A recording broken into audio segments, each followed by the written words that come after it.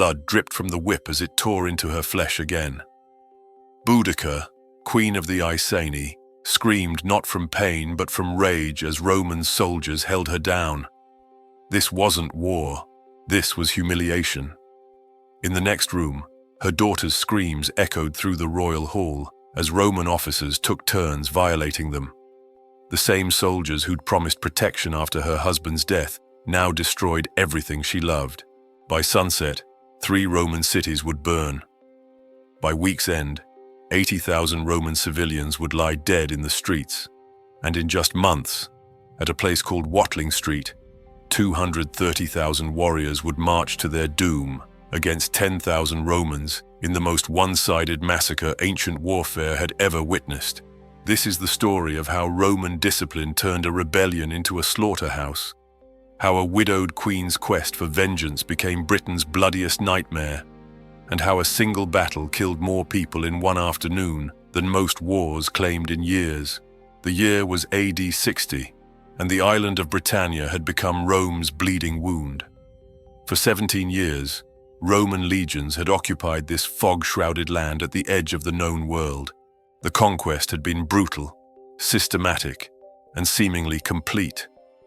Celtic tribes that had ruled these islands for 1,000 years now paid tribute to an emperor they'd never seen, followed laws written in a language they couldn't read, and watched their sacred groves burn as Roman gods replaced their own. But occupation and control are different things. Beneath the surface of Roman administration, hatred festered like an infected wound. The Celtic tribes remembered their freedom, remembered when their warriors rode without Roman permission, when their priests spoke prophecy without Roman censors, when their kings ruled by right rather than imperial approval. The Romans had brought roads and law, but they'd also brought systematic exploitation that would make monsters of administrators and rebels of queens. Suetonius, king of the Iceni tribe, understood Roman power. He'd watched legion after legion land on British shores. He'd seen the machines of war that could hurl stones through fortress walls. He'd witnessed the disciplined precision of soldiers who fought as one organism rather than individual warriors. So when death approached, he made what seemed like a clever compromise. His will divided his kingdom equally between his 2 daughters and Emperor Nero himself. Surely Rome would honor this arrangement. Surely they'd protect his family in exchange for their share of Iceni wealth. He died believing in Roman honor, never knowing how catastrophically wrong he'd been. The moment Suetonius breathed his last, Roman procurator Catius Decianus saw opportunity instead of obligation. This greedy administrator looked at the Iceni kingdom and saw only gold to plunder, land to seize, property to confiscate. The will meant nothing. The daughters meant nothing. Roman law stated that client kingdoms reverted entirely to imperial control upon a king's death. Decianus would enforce that law with savage efficiency, and if the Iceni complained, well, Rome had ways of dealing with complaints. Roman soldiers arrived at Boudicca's hall not as allies, but as conquerors. They demanded immediate payment of all debts, real or invented. They seized grain stores meant to feed the Iceni through winter. They drove off cattle, confiscated jewelry, stripped the royal household of everything valuable. When Boudicca protested, when she dared to question Roman authority as a queen in her own hall, the procurator gave an order that would echo through history with terrible consequences. Strip her, make an example of her. The flogging was public, methodical, designed to break not just her body but her spirit. Every lash of the whip announced to the Iceni people that their queen meant nothing, their royal blood meant nothing, their status as allies of Rome meant nothing, but worse was coming. Roman officers took her daughters, dragged them screaming into the royal chambers, and raped them while their mother's blood still pooled on the courtyard stones. This wasn't war. This wasn't even conquest. This was deliberate humiliation meant to crush any thought of resistance. The Romans wanted the Iceni to understand that they existed only by Roman permission, that their women could be violated without consequence, that their nobility was worthless before imperial power. They wanted to create fear so complete that no one would dare question Roman authority again. Instead, they created something far more dangerous. They created a warrior queen with nothing left to lose. Boudicca rose from that flogging transformed. Pain had burned away everything soft, everything diplomatic, everything willing to compromise with Rome. What remained was pure, concentrated hatred forged into human form. She was no longer a widow trying to protect her family's inheritance. She was vengeance incarnate, and she would teach Rome that some things cannot be beaten into submission. The response came not in days, but in hours. Messengers rode to every Iceni village carrying the same message. The Romans have shown their true face. They rape our daughters. They steal our wealth. They mock our gods. Will we die on our knees, or will we die with Roman blood on our blades? The Iceni rose as one. Farmers abandoned their fields. Craftsmen put down their tools. Every man capable of holding a weapon began the march to Boudicca's rallying point. But the Iceni alone couldn't challenge Rome. They needed allies, needed other tribes who'd suffered under occupation, who'd watched their lands stolen and their people enslaved. Boudicca's messengers spread across Britannia like wildfire. The Trinovantes tribe had their own grievances. Rome had seized their ancestral capital, Camulodunum, expelled the inhabitants, and given the land to Roman veterans. Their sacred places had been demolished to build a temple honoring the deified Emperor Claudius, forcing them to worship their conqueror as a god while paying for the construction with their own taxes. They joined the rebellion eagerly. Other tribes followed, the Corieltauvi, the Cornovi. Even tribes that had collaborated with Rome began to waver. Boudicca's message resonated with every Celt who'd been humiliated, taxed, exploited, or simply ignored by Roman administrators who treated them as conquered slaves rather than allied peoples. Within weeks, an army beyond anything Britain had seen assembled under Boudicca's command. Conservative estimates put her force at 100,000 warriors. Some ancient sources claim 230,000. Even accounting for historical exaggeration, this was a massive host, a tidal wave of Celtic fury that would soon crash against Roman occupation with devastating force. Boudicca addressed her army from a war chariot, her daughters beside her as living testimony to Roman brutality. Her speech, preserved in fragments by Roman historians who heard it from survivors, burned with righteous rage. "Look at my daughters," she commanded. "See what Rome does to queens, to princesses, to freeborn British women. They came to our land promising civilization, promising law, promising partnership. Instead, they brought chains and rape and theft. Today we march to show them that British steel is sharper than Roman promises. We march to burn their cities, to kill their soldiers, to drive every Roman from our shores. We march for vengeance. We march for freedom. We march because anything is better than living as Rome's slaves." The war cries that answered could be heard for miles. Now came the question of where to strike first. Boudicca chose Camulodunum, and the choice revealed her tactical thinking. This wasn't just any Roman settlement. This was the symbolic heart of Roman Britain, the first place the legions had established permanent control, the city that housed the hated temple to the deified Claudius.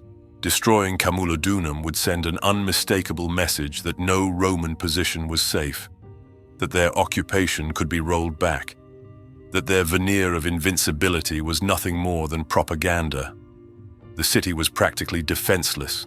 Most of Rome's military forces were campaigning in Wales under Governor Gaius Suetonius Paulinus, crushing the last Druid strongholds on the island of Anglesey. The veterans who'd been given land in Camulodunum were old, fat, and complacent after years of easy living. They'd built no walls, stationed no significant garrison, and worst of all, they'd made themselves deeply hated by the surrounding Britons through constant exploitation and casual violence. When scouts brought word that Boudicca's massive army was approaching, panic seized the Roman inhabitants. They sent desperate messages to the procurator Catus Decianus begging for troops. He sent exactly 200 poorly armed men, a token force that would die as uselessly as everything else in Camulodunum. The townspeople barricaded themselves in the Temple of Claudius, the most substantial building in the settlement. 200 men and whatever civilians could fit inside that marble monument to imperial power. 200 against thousands. The temple held for 2 days. 2 days of listening to Boudicca's warriors smashing against the doors. 2 days of smoke from burning buildings. 2 days of screams as Romans caught outside were hunted down and killed. On the 3rd day, the doors finally collapsed. What happened next was methodical butchery. No prisoners were taken, no ransoms accepted. Men, women, children. It made no difference to warriors whose own families had suffered under Roman rule. The temple that had forced Britons to worship their conqueror became a slaughterhouse, its marble floors slippery with blood, its sacred spaces defiled with corpses. Every Roman in Camulodunum died that day. News of the massacre reached Quintus Petilius Cerialis, commander of the 9th Legion stationed at Longthorpe. This experienced officer did exactly what military doctrine demanded. He gathered his available infantry, roughly 2,000 legionaries, and force-marched south to intercept the rebels before they could destroy another city. It was the right decision. It was also suicide. Boudicca's scouts tracked the legion's movement with ease. The Celts knew this terrain intimately, knew every forest path and river crossing, knew exactly where to spring their trap. Cerialis marched his men straight into a prepared killing ground, probably somewhere near modern Cambridgeshire. The exact location has been lost to history, but the result was brutally clear. 2,000 Roman legionaries, Rome's finest heavy infantry, were massacred by a force that surrounded them, outnumbered them, and gave them no chance to deploy in proper formation. Celtic warriors, unencumbered by heavy armor, swarmed the Roman column from multiple directions. The legionaries tried to form their famous shield walls, tried to execute the drills they'd practiced 1,000 times, but they were overwhelmed by sheer mass. British swords and spears found gaps in armor. Chariots crashed through attempted formations. The slaughter was total. Cerialis himself survived only by abandoning his men and fleeing with his cavalry, a decision that would haunt him for the rest of his career. The 9th Legion's infantry ceased to exist. 2,000 trained professional soldiers butchered in a single afternoon. For Rome, this was catastrophic. Legions weren't just military units. They were symbols of invincibility, proof that Roman discipline and tactics made them unbeatable. The destruction of most of a legion by what Rome considered barbarian rabble sent shockwaves through the province. If a legion could be destroyed, what couldn't Boudicca accomplish? Panic spread faster than messengers. Roman administrators in settlements across Britain began making desperate preparations, sending their wealth to safe locations, preparing to flee if the rebellion reached them. Some collaborated with the rebels, hoping to save themselves by switching sides. The entire Roman occupation suddenly looked fragile, temporary, doomed. Governor Gaius Suetonius Paulinus received news of the rebellion while his army was destroying Druid sanctuaries on Anglesey, hundreds of miles from the disaster. The message was clear and terrible. Camulodunum destroyed, the 9th Legion annihilated, a massive rebel army under Boudicca rampaging through the province.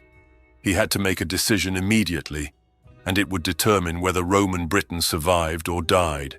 Suetonius was no political appointee playing at soldier.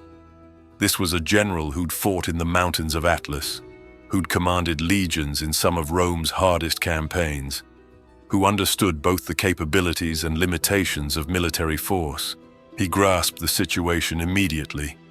His main army was too far away to save the settlements currently under threat, but he could save the province if he acted decisively, and more importantly, ruthlessly. He took his fastest cavalry and rode south, covering distance at speeds that exhausted horses and men. His target was Londinium, the thriving commercial center that had grown into the province's most prosperous city. If Boudicca took Londinium, the economic damage alone might make Britain ungovernable. Romans and native collaborators lived together there, trading, building wealth, creating exactly the kind of peaceful integration that Rome needed to maintain control. Suetonius reached Londinium before Boudicca, but what he found eliminated any hope of defending the city. No walls, no garrison, no fortifications of any kind. The city had grown fat and rich precisely because everyone assumed Roman military might make defenses unnecessary. Now that assumption would kill thousands. Civilians crowded around the governor, begging him to stay, to protect them, to at least evacuate those who wanted to leave. Suetonius made the calculation that separated great generals from merely good ones. He had perhaps a few hundred cavalry with him. Boudicca commanded over 100,000 warriors drunk on victory.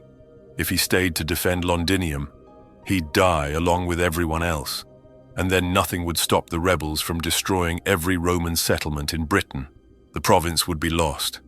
The decision was brutally simple. Londinium could not be defended. Therefore, Londinium would be sacrificed. Suetonius announced his verdict without emotion. Anyone who wanted to follow the cavalry north was welcome to try keeping pace. Those who couldn't keep up, those who were too old or too young or too sick or too attached to their property, they would have to fend for themselves. Then he rode out, and behind him the greatest city in Roman Britain descended into chaos. Some fled. Many stayed, either trusting in Roman mercy that wouldn't come, or simply unable to abandon everything they'd built. They watched the dust cloud of Boudicca's approaching army with growing terror, knowing exactly what was coming, because the refugees from Camulodunum had brought stories of what happened to Romans caught by the rebellion. Londinium's destruction matched Camulodunum's in savagery and exceeded it in scale. The city was larger, wealthier, more populated, more Romans to kill, more collaborators to punish, more symbols of occupation to tear down. Boudicca's warriors swept through the streets in an orgy of violence that Roman historians would describe in horrified detail centuries later. They weren't just killing, they were erasing, making sure nothing recognizably Roman survived. Men were crucified, hanged, burned alive. Women were impaled on stakes, their bodies left to rot as warnings. Children weren't spared. Boudicca remembered what had been done to her daughters, and saw no reason to show mercy to Roman children when Roman soldiers had shown none to hers. The Temple of Diana, the Forum, the bathhouses, the administrative buildings, everything built in Roman style was systematically destroyed. Then came the fires. Not random arsons, but deliberate, organized burning meant to leave nothing salvageable. The warehouses full of grain and trade goods went first, ensuring even if Romans returned, they'd find no supplies. Then the residential districts, wooden buildings catching easily and burning hot. The commercial district, where merchants had grown wealthy, facilitating Rome's exploitation of Britain, burned brightest of all. Archaeological evidence from modern London preserves this destruction as a thick red layer of burned debris, dated precisely to AD 60 or 61, a testament to the thoroughness of Boudicca's vengeance. The death toll remains shocking even by ancient standards. Somewhere between 70 and 80,000 people died in Londinium alone. Not soldiers, but civilians, traders, shopkeepers, administrators, wives and children of men stationed elsewhere. Some fought, most fled. All died if the warriors caught them. The streets ran with blood. Bodies piled in places where desperate last stands had been attempted. The smell of burning flesh and wood hung over the ruins for weeks. Verulamium, Modern, Saint, Albans, died next. This city had the misfortune of being on Boudicca's path, and the additional curse of being inhabited largely by Britons who'd collaborated with Rome. The Catuvalauni tribe had accepted Roman rule, had prospered under occupation, had sent their sons to learn Latin and adopt Roman ways. To Boudicca's warriors, these were traitors, and traitors deserved no mercy. If anything, the destruction of Verulamium was more savage, because these were fellow Britons who'd chosen Rome over their own people. The city burned as thoroughly as Londinium. The collaborators died as brutally as any Roman. Celtic women who'd married Roman soldiers were killed alongside their families.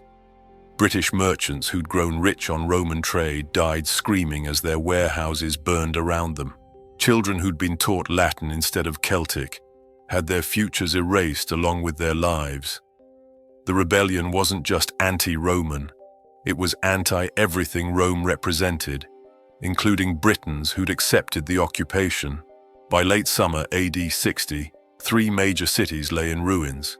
Between 70 and 80,000 Romans and Roman collaborators were dead. An entire legion's infantry had been annihilated. The economic damage ran into millions of sesterces.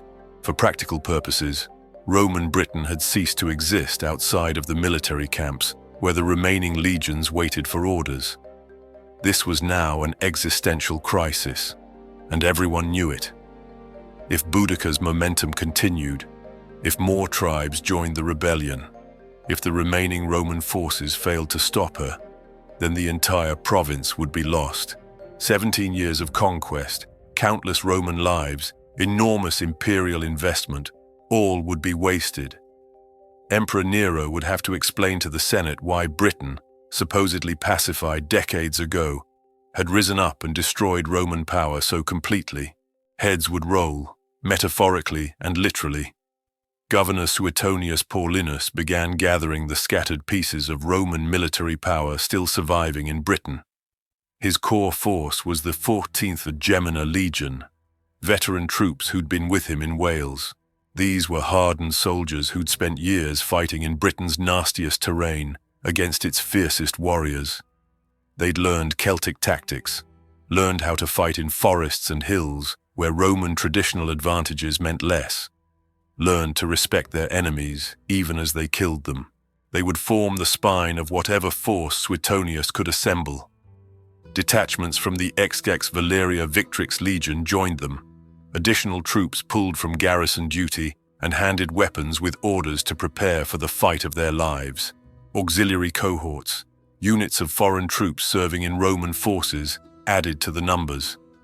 Germans, Batavians, Thracians, professional soldiers from across the empire who'd chosen military service as a path to citizenship and wealth. They brought different tactics, different weapons, different ways of thinking about warfare that would complement the rigid discipline of the legions. The grand total came to approximately 10,000 men. 10,000 soldiers to stop over 100,000 warriors. The math was simple and terrifying. Suetonius needed every advantage he could manufacture because numbers alone would overwhelm his force in minutes. He'd been urgently summoning the 2nd Legion Augusta from its base in the southwest, but the response never came. Camp Prefect Puinius Postumus, the officer in command while the legion's commander was elsewhere, made a decision that would haunt him briefly. He refused to march. Perhaps he feared ambush like the one that destroyed the 9th Legion's infantry.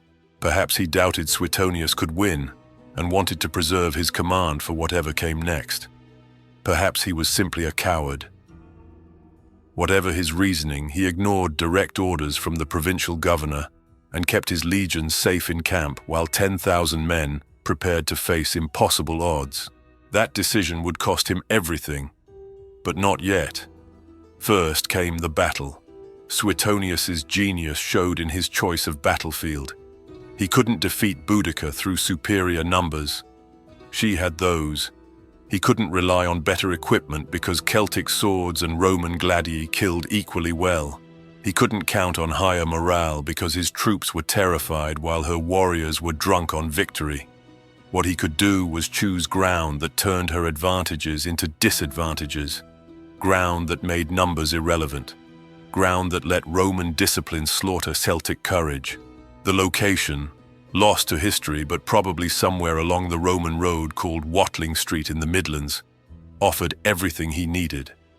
A narrow defile, a valley perhaps, or pass between hills, where the ground funneled any attacking force into a confined front. Dense forests on both flanks and behind the Roman position, preventing any attempt to surround his army and giving his men something solid at their backs. Open ground in front sloping gently downward, perfect for his troops to see the enemy approaching while forcing the Britons to fight uphill. A killing ground where tens of thousands would die helplessly, while a smaller force butchered them systematically. Suetonius's soldiers prepared with the grim efficiency of men who understood they were fighting for their lives. No retreat was possible with forests behind them. No surrender would be accepted after what had happened at Camulodunum and Londinium. They would stand at this spot and either destroy Boudicca's army or die trying. There was no third option. Legionaries checked their equipment obsessively, tightening armor straps, sharpening gladius blades, ensuring shields were solid. They'd trained for this their entire military careers. But training and reality were different things. Training didn't include the smell of fear, the knowledge that over 100,000 enemies wanted you dead, the understanding that one slip meant death. Auxiliary troops held the flanks, positioned where the forests met open ground. These soldiers, recruited from frontier peoples across the empire, knew forest fighting better than Romans. They would prevent any attempt to exploit the woodland for surprise attacks. Cavalry waited in reserve, ready to pursue once if the enemy broke. But first the enemy had to break, and that seemed unlikely given their numbers. Boudicca's army approached like a force of nature, visible from miles away. The dust cloud they raised choked the sky. The sound of their march, thousands of feet and wheels and hooves, rumbled like distant thunder. War cries and carnix horns, those distinctive Celtic instruments that wailed like screaming beasts, announced their confidence. They'd destroyed 3 cities. They'd massacred tens of thousands of Romans. They'd annihilated a legion's infantry. Why would 10,000 more soldiers be any different? The warrior queen had made one decision that would prove catastrophic. Her followers brought their families in wagons to witness what everyone assumed would be the final destruction of Roman power in Britain. Wives, children, elders, all came to watch Boudicca's greatest victory. The wagons formed a vast semicircle behind the British lines, positioned where everyone could see the battle, positioned where people could celebrate when the last Roman died. Those wagons would shortly become a death trap, but nobody recognized that yet.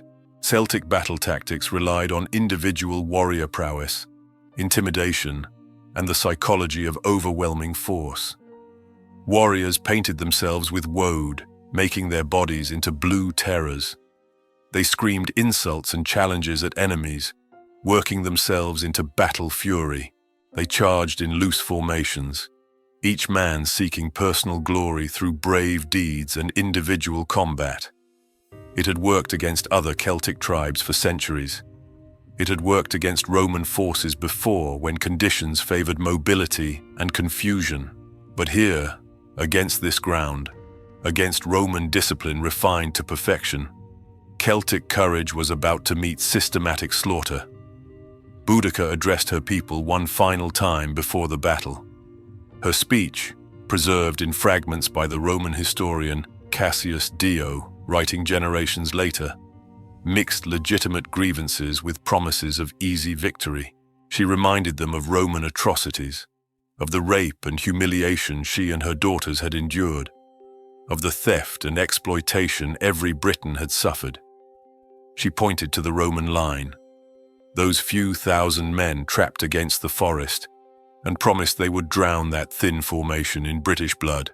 She invoked the gods, calling on the fierce deities of war and vengeance to witness justice being served. Then she drove her chariot along the battle line, her daughters beside her, showing everyone what Rome had done and what Rome would pay. The roar that answered her words was like storm breaking. Over 100,000 voices screaming defiance, promising death, working themselves into the killing frenzy that made Celtic warriors so terrifying in close combat. The British host filled the valley floor, a sea of warriors as far as eyes could see, carrying every weapon imaginable. Long Celtic swords, perfect for slashing attacks. Spears of every length, clubs and axes and makeshift weapons grabbed by farmers who'd never trained for war, but wanted Roman blood anyway.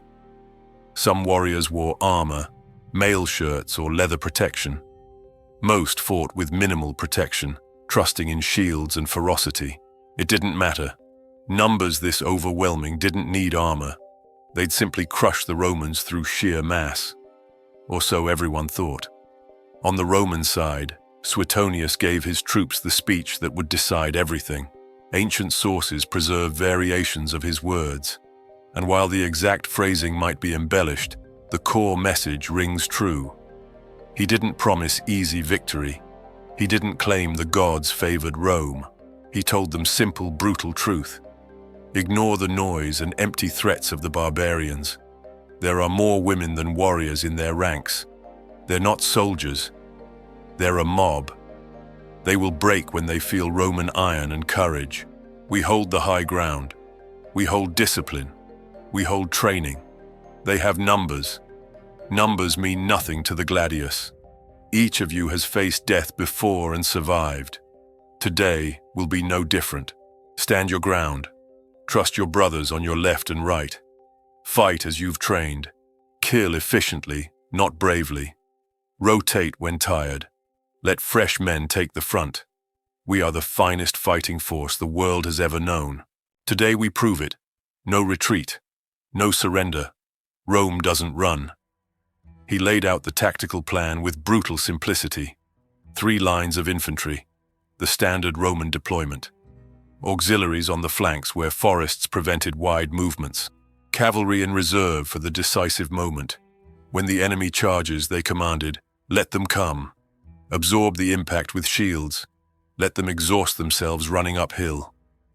Then begin the killing. Methodical, systematic, no heroics, just murder. The legionaries locked shields, the distinctive rectangular scooter overlapping to create an impenetrable wall. Behind those shields, gladius swords waited. Short, brutal blades designed for stabbing between gaps in enemy defense. The men gripped their pila, heavy javelins that would be thrown just before contact, designed to punch through shields and disable them or kill the men carrying them. Every Roman understood the stakes. Death surrounded them in numbers that beggared imagination. But between them and that death stood Roman discipline, Roman training, Roman tactics refined through centuries of conquering the known world. They would make those advantages count or die trying. The British charge began with a sound like the end of the world. Over 100,000 warriors surged forward, a roaring tide of humanity that seemed unstoppable. They ran toward the Roman lines screaming war cries, faces painted blue and twisted with battle fury, weapons raised high. The ground shook under their feet, the air filled with carnix horns and screaming and promises of death. They came like an avalanche, like a flood, like divine punishment for Roman hubris, and the Roman line stood absolutely still. That stillness was more unnerving than any war cry. While tens of thousands rushed toward them screaming, while the valley filled with warriors ready to kill, Roman soldiers stood like statues, shields locked, spears grounded, waiting with the patience of men who'd done this before, who'd faced terrifying enemies and killed them through superior discipline. The first pilum javelins flew at 70 yards, launched in perfect unison. Hundreds of heavy spears arced through the air and fell like rain into the front ranks of charging warriors. Men died instantly, iron points punching through shields and bodies. Others fell wounded, trampled by warriors behind who couldn't stop their charge. The volley did more than kill. It created chaos in the British front line, just as it compressed into the narrow front the terrain dictated. The second volley flew at 40 yards. More warriors died. More fell wounded. More shields were pinned by heavy javelins that bent on impact, making them impossible to remove and too heavy to carry. Warriors threw away disabled shields, leaving themselves exposed. Behind them, more warriors pushed forward, unable to see the disaster developing ahead, pressing their comrades toward Roman steel.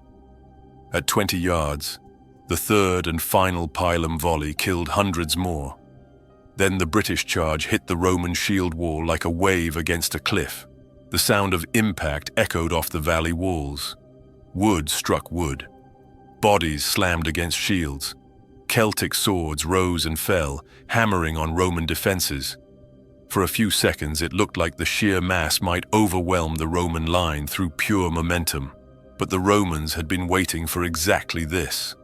The narrow front meant Boudicca's numerical advantage vanished. She had over 100,000 warriors, but could only bring a few thousand to bear against the Roman line at any given moment.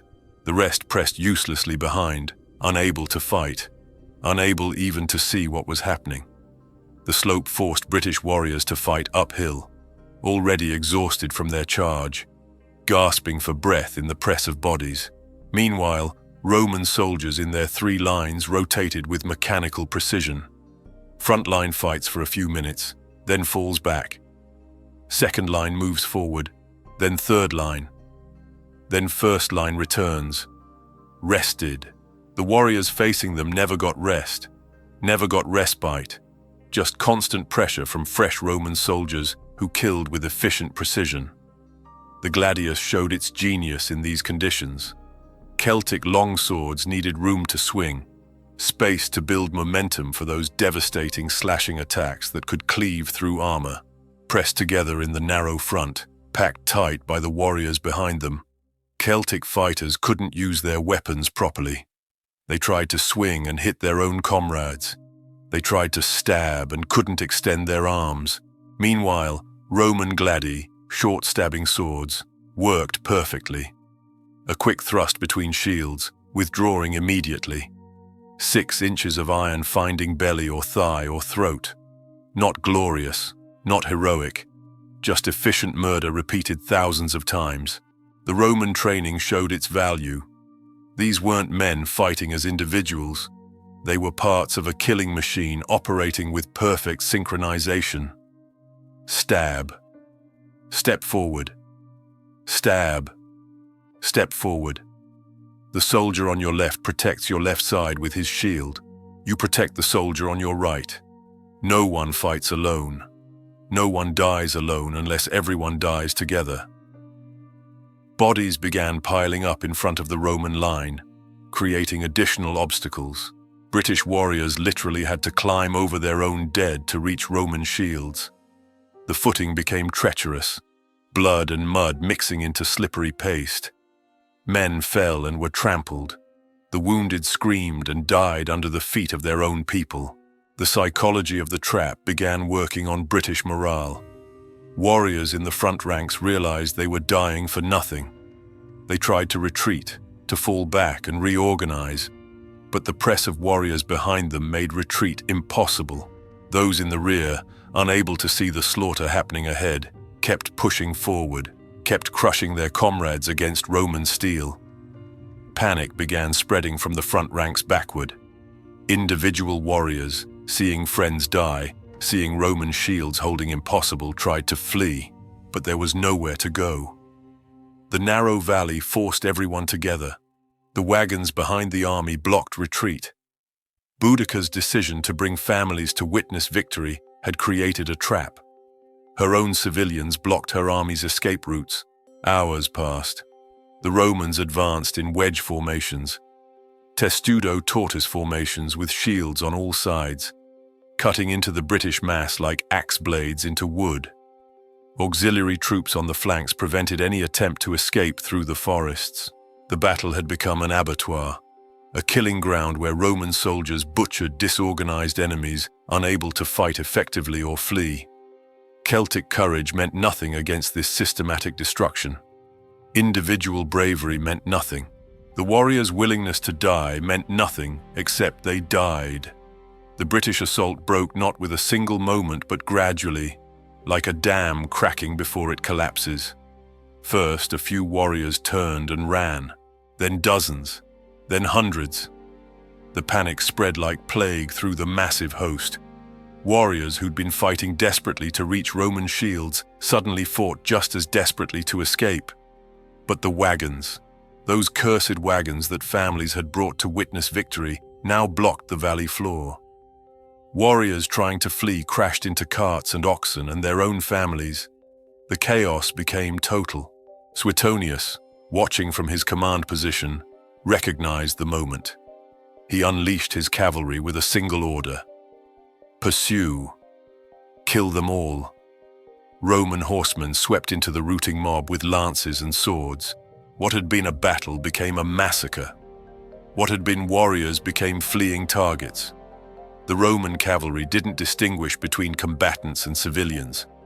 Boudicca's warriors had slaughtered Roman civilians without mercy at Camulodunum, Londinium, and Verulamium. Roman soldiers returned that favor with interest.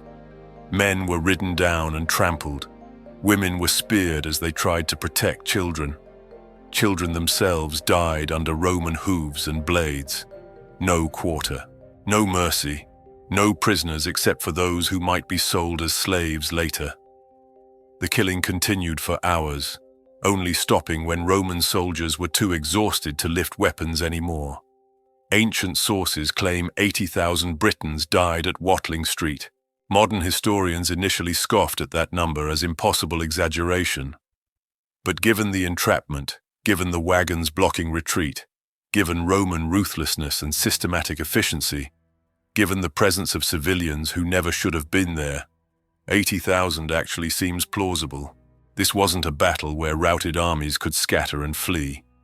This was an encircled mob being methodically slaughtered with nowhere to run. Bodies covered the valley floor. The dead and dying stretched for miles along the attempted escape routes. Wounded warriors unable to flee were finished off by Roman soldiers moving through the carnage.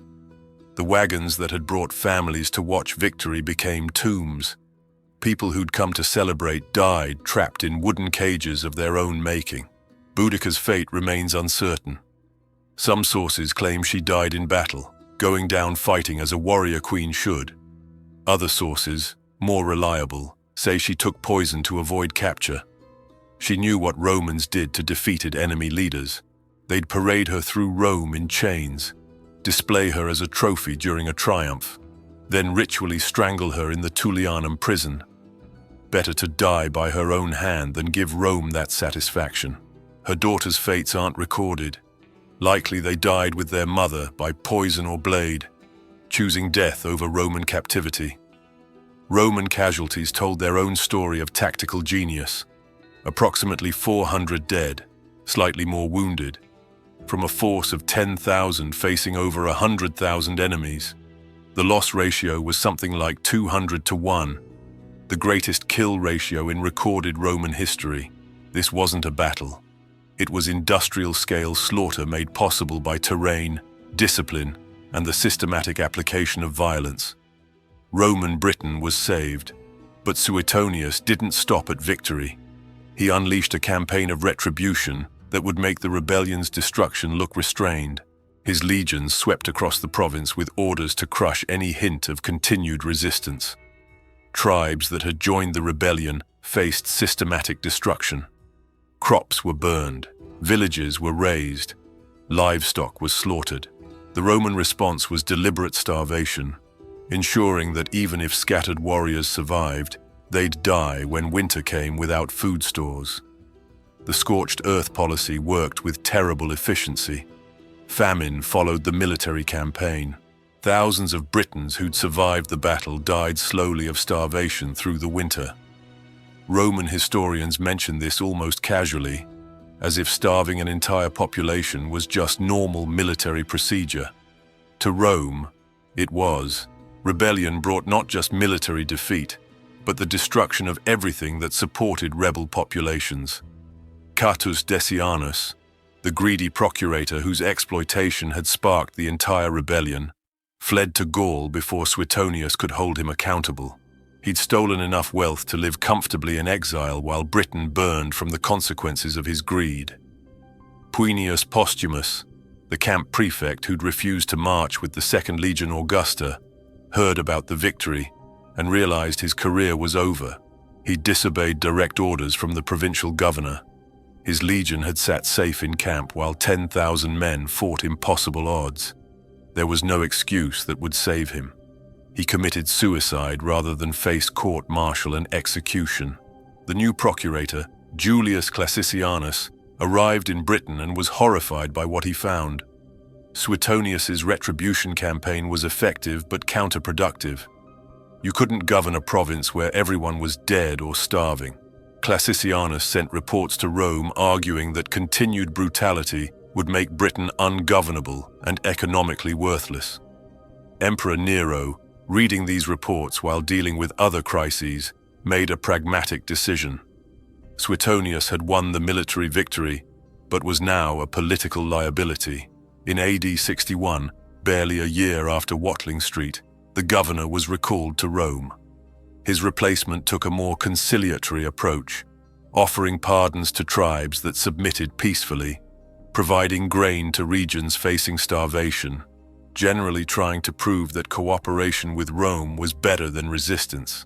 The policy shift worked, slowly. The Iceni tribe effectively ceased to exist as a political entity. Their lands were confiscated, their survivors scattered, their name becoming synonymous with failed rebellion. The territory they'd ruled for centuries was divided among other tribes and Roman administrators, but the surviving British tribes learned a lesson. Resistance was possible. Numbers alone weren't enough, and Rome, for all its military might, ruled through fear rather than legitimate authority. The archaeological evidence for Boudicca's rebellion and its suppression remains stark in modern Britain. London's Museum of London displays finds from the destruction layer, burned red earth mixed with melted goods and human remains. Colchester has similar evidence. The physical proof of mass violence remains visible 2,000 years later, a testament to how thoroughly these cities burned. Watling Street itself left no clear archaeological trace because battlefields rarely do unless they involve massive earthworks or fortifications.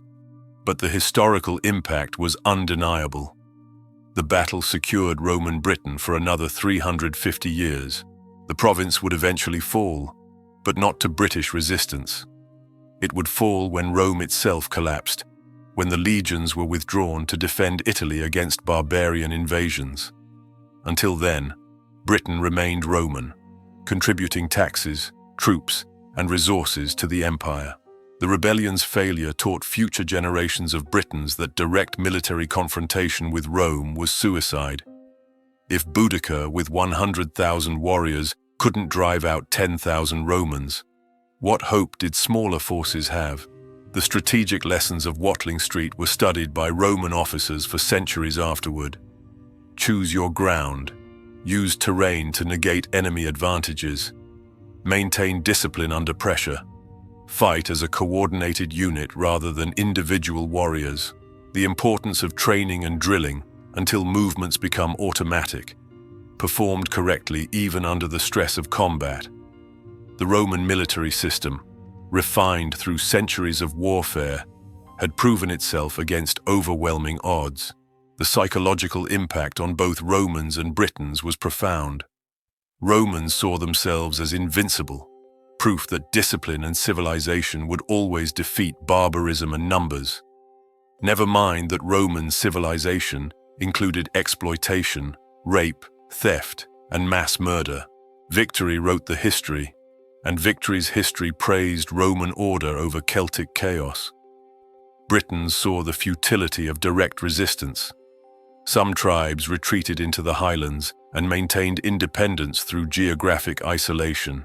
Others submitted and gradually adopted Roman ways, speaking Latin, building villas, worshipping Roman gods alongside their own.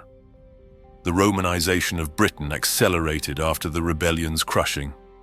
Better to join the empire than die fighting it. Boudicca herself became a legendary figure, though her legend grew more in modern times than ancient.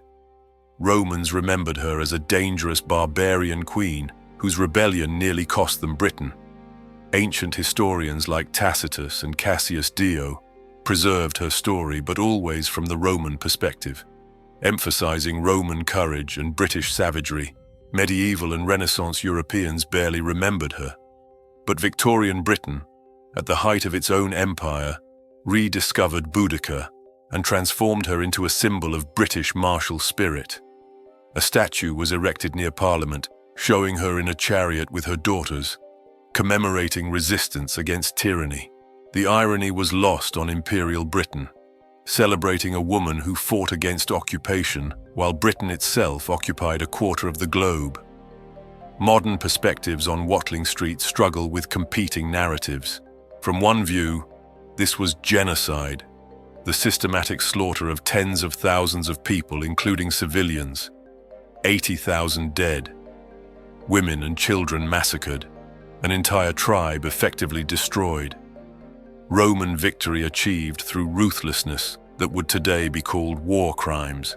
From another view, this was legitimate military action against a rebellion that had already massacred 80,000 Roman civilians.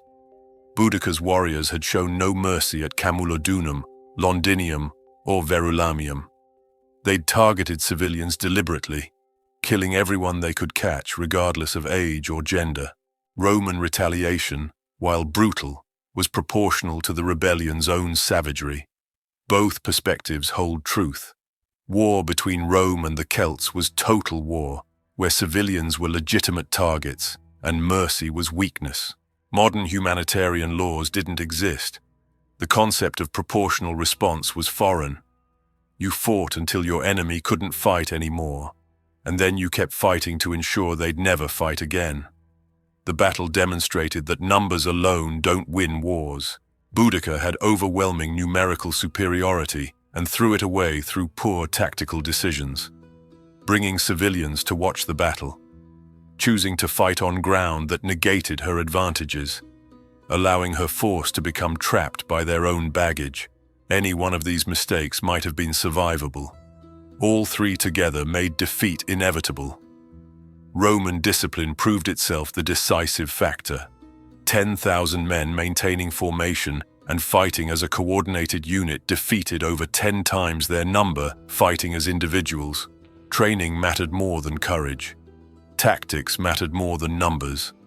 Cold efficiency mattered more than hot rage. The political lessons echoed through Roman policy for generations. Exploitation had sparked the rebellion.